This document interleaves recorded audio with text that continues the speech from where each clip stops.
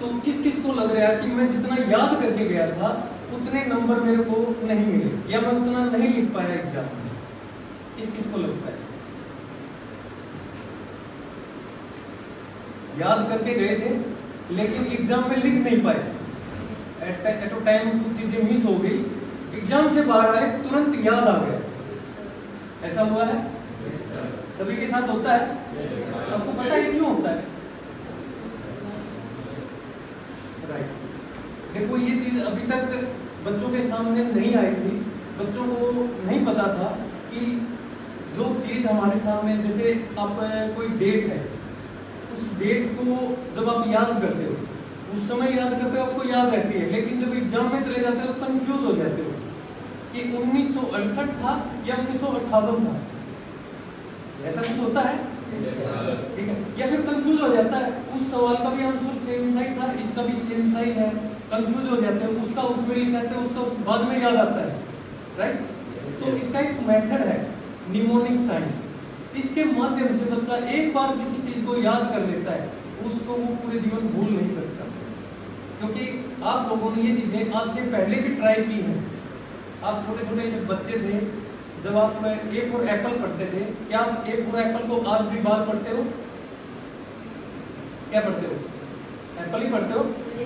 Right.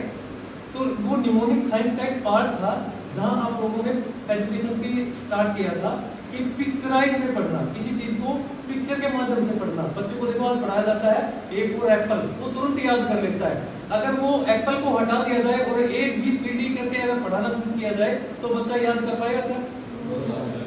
तो यही एक समस्या है कि 4th क्लास के बाद में हमारा जो एजुकेशन का जो सिस्टम है ये पिक्चराइज से गायब हो जाता है, वर्डों में आ जाता है, डेट्स में आ जाता है, कुछ ऐसे अटपटे नाम आ जाते हैं जिनका कोई पिक्चर नहीं बनती, जिनका कोई लॉजिक नहीं बनता। अब मैं आपसे पूछना चाहूंगा, महात्मा गांधी का जन्म किस दिन हुआ? वेरी गुड, बहुत अच्छा। ये एक लॉजिकल पार्ट है, इसका एक इनलॉजिकल पार्ट है। सन कौन सा था? हाँ जी, कितना? 1868। ओके, वेरी गुड, बहुत अच्छा। तकरीबन बच्चों को नहीं याद रहता। क्यों नहीं याद रहता?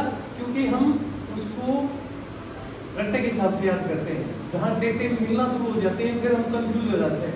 ये तो एक डेट थी, अगर इसी डेट पे अगर 10 आदमियों का डेट ऑफ बर्थ एक साथ अगर दे दिया जाए फिर क्या होगा?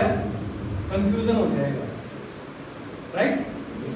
तो हम जो डेट है या नंबर है उन नंबर की पिक्चर बनाते हैं। जैसे आप लोग टीवी में जब मूवी देखते हो या कार्टून देखते हो तो कोई कहता है इसको रिवाइज करके कल सुनाना, आप बिना रिवाइज किए सुना देते हो, बता देते हो। डोरेमोन कौन है? पता सभी को? पता सभी को? नोबिता कौन है? जानते हो नोबिता को? क्यों जानते हो? क्योंकि वो अटपटी चीजें हैं, उन्हें जब एक बार देखते हो, देखो कार्टून में क्या होता है, सारी अटपटी चीजें होती है ना, लॉजिकली कोई चीजें होती है, सारी अटपटी चीजें होती है। वो ऊपर से कूद जाता है, नीचे से निकल आता है, मतलब देखने में भी मजा आता है। उसमें कोई बोरिंग होता है क्या? बच्चा एक बार बैठ जाता है, उसको उठाना ही पड़ता है, मर्जी से नहीं उठता है। तो अगर ऐसा ही एजुकेशन में हो जाए तो एजुकेशन में तो बिठाना पड़ता है, बार बार बोलना पड़ता है, पढ़ दे, आधे घंटे में बोर हो जाते हैं। अगर वैसे ही इस एजुकेशन सिस्टम को अगर कहानियों के माध्यम से कर दिया जाए तो कैसा लगेगा? क्या एजुकेशन बोर लगेगी किसी को? वो एक खेल बन जाएगा। क्या खेलने किसी को बोर लगता है? आज तक सबको मजा आता है। तो एजुकेशन भी अगर आपके लिए गेम बन जाए तो, दिल्ली का एक न्यू कंटेंट बन जाए तो, दिल्ली की एक नई कहानी बन जाए तो, कहानियां कोई बोलता है क्या? तो हम जो आज निमोनिक साइंस के माध्यम से बच्चों को पढ़ाने का जो काम करते हैं, सिखाने का जो काम करते हैं, ये स्पेशली क्या है? याद कराने का एक फॉर्मूला है। याद कराने के कुछ फॉर्मूले हैं जिसके माध्यम से बच्चा एक बार याद करता है किसी डेट को, किसी सन को, कैलेंडर डेट को या अनलिमिटेड किसी भी नंबर को, तो वो उसको पिक्चर के माध्यम से अपने अंदर फीड कर लेता है और जब भी उसको नंबर दिखाई देता है उसके दिमाग में एक पिक्चर पैदा होती है और वो उसको तुरंत याद कर लेता है। जैसे अगर मैं एग्जांपल पूछूं, आज देश का प्रधानमंत्री कौन है? नरेंद्र मोदी। देश का सबसे पहला प्रधानमंत्री कौन था?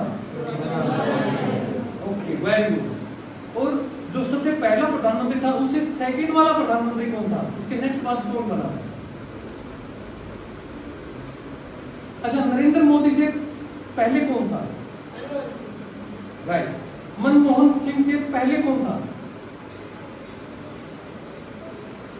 अगर ये चीजें आपको नंबर से याद हो जाए तो 5वें नंबर पे प्रधानमंत्री कौन बना, 10वें नंबर पे कौन बना था। हम रट्टा किस चीज का मार सकते हैं? एक बार लय से मार सकते हैं, लेकिन वही चीज अगर बीच में कटना पूछ लिया जाए गायब।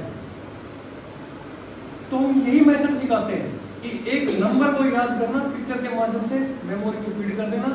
जैसे वो नंबर आपके सामने आएगा तुरंत वो पिक्चर सामने आएगी और वो सारी स्टोरी आपके सामने आ जाएगी। बड़े बड़े पैराग्राफ जो याद नहीं होते, साइंस के जो डायग्राम होते हैं याद नहीं होते, नाम ऐसे अटपटे होते हैं भूल जाते हैं बच्चे, जबान लड़खड़ाने लगती है। हमारे को नहीं याद होते, हमारे को नहीं याद। लेकिन हमारे समय में ऐसा एजुकेशन सिस्टम नहीं था कि हमारे को कोई बता सके कि इसकी इतनी आसान ट्रिक है, इनको याद करना इतना आसान है,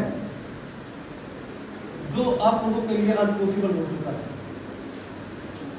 तो इस क्लास के लिए मैं एक दिन सर से टाइम लेके आप लोगों के लिए कुछ कंटेंट लेके आऊँगा, तो आप लोग इंटरेस्टेड हो? डेमो क्लासेस जो होंगे वो फ्री ऑफ कॉस्ट होंगी। पहली क्लास होगी बिल्कुल फ्री ऑफ कॉस्ट होगी। जिस बच्चे को लगे कि हाँ मेरे लिए यूजेबल है, मैं इसको सीख के अपनी पढ़ाई में इम्प्रूव कर सकता हूँ, तो उसके लिए आगे जो भी छोटी मोटी पेड रहेगी वो बता देंगे। इसके अंदर एक और भी चीज़ ऐड है। किसी बच्चे को ऐसा भी होता है कि याद होता है उसे सब कुछ, टीचर को सुना देता है, लेकिन जब एग्जाम की बारी आती है तो उसको कुछ फियर लगने लगता है, डर घबराहट पैदा होती है, या स्टेज पे आगे आगे बच्चे को वहां बैठे याद है, लेकिन जैसे ही यहाँ आता है उसको चेहरे बड़े बड़े दिखाई देने लगते हैं, ऐसे जूम हो जाता है उसके सामने और उसे अपना नाम मिस होने लगता है। मेरा नाम क्या है होता है। तो फियर इसको बोलते हैं, फियर या फोबिया। वो सबके अंदर तो नहीं होता, सब बच्चों में तो नहीं होता, किसी किसी बच्चे में होता है। एग्जाम के टाइम किसी को एग्जाम के टाइम पे होता है, किसी को स्टेज पे होता है, किसी को कहीं पे होता है। यानी कि एजुकेशन में किसी भी बच्चे को कहीं भी अगर फियर होता है तो उसके लिए भी हमारे पास में स्पेशल एक काउंसलिंग मेडिटेशन है, जो इस एजुकेशन के साथ में फ्री ऑफ कॉस्ट देंगे। क्योंकि बच्चों से रिलेटेड अगर कोई भी अगर प्रॉब्लम रह जाती है तो फिर हमारा निमोनिक्स भी सिखाना कोई फायदेमंद नहीं है। क्योंकि याद तो जिस बच्चे को पहले से ही है, और अगर उसको फियर है कहीं ना कहीं स्टेज का, फियर है उसको कहीं ना कहीं एग्जाम का, तो फिर उस चीज का कोई फायदा नहीं है। 100 में से 100 नंबर क्या पॉसिबल है? नहीं। कैसे पॉसिबल हो सकते हैं? कैसे हो सकते हैं बताओ भाई, 100 में से 100 नंबर कैसे आ सकते हैं आपके? और क्यों नहीं आ सकते? ये कहने की सवाल है। आ सकते तो क्यों कैसे आ सकते हैं, और नहीं आ सकते तो क्यों नहीं आ सकते? क्यों नहीं आ सकते?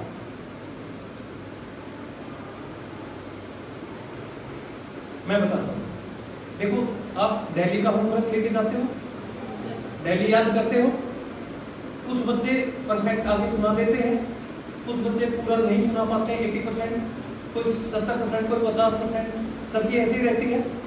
कोई बच्चा अपने आप में 100% सुनाता है, राइट? लेकिन फिर एग्जाम की बारी आती है, एक हफ्ते बाद में, एक महीने के बाद में कोई टेस्ट होता है, कोई एग्जाम होता है, तो 100% जो सुना रहा है, क्या कभी उसके 100 नंबर अभी तक आए हैं? वो तो 100 का 100 सुना रहा था।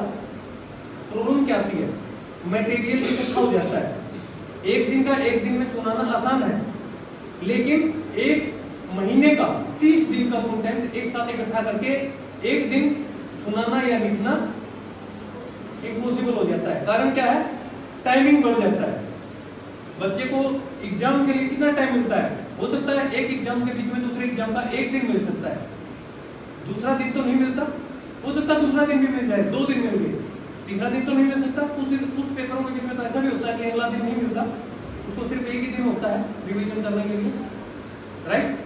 वो टाइम बढ़ तो नहीं सकता, तो वो टाइम जो है वो तो उतना ही रहना है, लेकिन आपके पास में जो सिलेबस है वो बढ़ता जा रहा है। पहले 1 महीने पे, फिर 3 महीने का इकट्ठा होके आता है, फिर साल भर का पूरा इकट्ठा होके आता है, तो कंफ्यूज हो जाता है, दिमाग पे स्ट्रेस आने लगता है, राइट। घबराहट पैदा होती है कि ये तो याद है, इसको याद कर लेता हूँ, ये तो याद है, कंफ्यूज हो जाता है दिमाग। एग्जाम में बैठता है तब दिमाग में आता है, अरे ये तो मैंने आया था मेरे सामने, मैंने रिवीजन नहीं किया। फिर वहां दिमाग कंफ्यूजन होने लगता है, कंफ्यूजन पैदा हो जाता है, और वो बच्चा अच्छा उसको याद था फिर भी वो लूज हो जाता है, उसका कॉन्फिडेंस डाउन चला जाता है, भूल जाता है। लेकिन हम जो ट्रिक सिखा रहे हैं वो बच्चे ने आज एक बार याद कर लिया, एग्जाम के टाइम पे सपोज है, जैसे मान लिया चिल्ड्रन